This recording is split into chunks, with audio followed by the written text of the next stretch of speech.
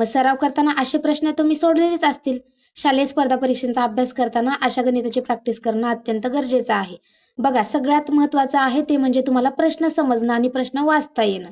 प्रश्न समजले की अर्ध उत्तर तुम्हाला तिथंच येतं. इथं प्रश्न दिलेला एका शाळेत 704 डेस्क आहेत आणि 22 वर्ग आहेत.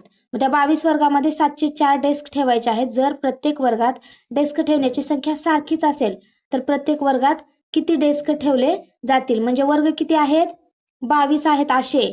आणि जे डेस्क आहेत ना, मला नाही चित्र काढता येत बघा, हे जे डेस्क आहेत ते 704 आहेत. मग ह्या 22 वर्गामध्ये हे 704 डेस्क बरोबर ठेवायचे आहेत. मग किती डेस्क एका वर्गामध्ये ठेवावे लागतील हा प्रश्न विचारलाय. मग आता अशा वेळी तुम्हाला काय करावं लागेल? अशा वेळी आपल्याला करावं लागेल तो म्हणजे भागाकार. भागाकार कसा? 704ला आपल्याला 22 भागावं लागेल. आता बघा भागाकार कसा करायचा? 22 एक 22. आता 70 22च्या पाड्यामध्ये येते का? नाही. त्याच्यापेक्षा लहान संख्या कोणती येईल?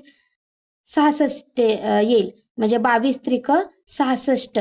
3चा भाग गेला. ओके. मग आता 3चा भाग गेला तर 70 मधून जर 66 वजा झाले तर किती राहतील? मग 44 राहतील.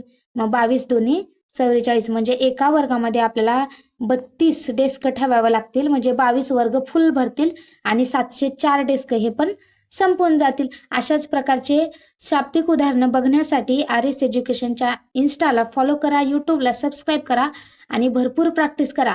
आणि तुमच्या वर्गामध्ये एकूण किती डेस्क आहेत हे मला तुम्ही कमेंट करून सांगायचं आहे. धन्यवाद.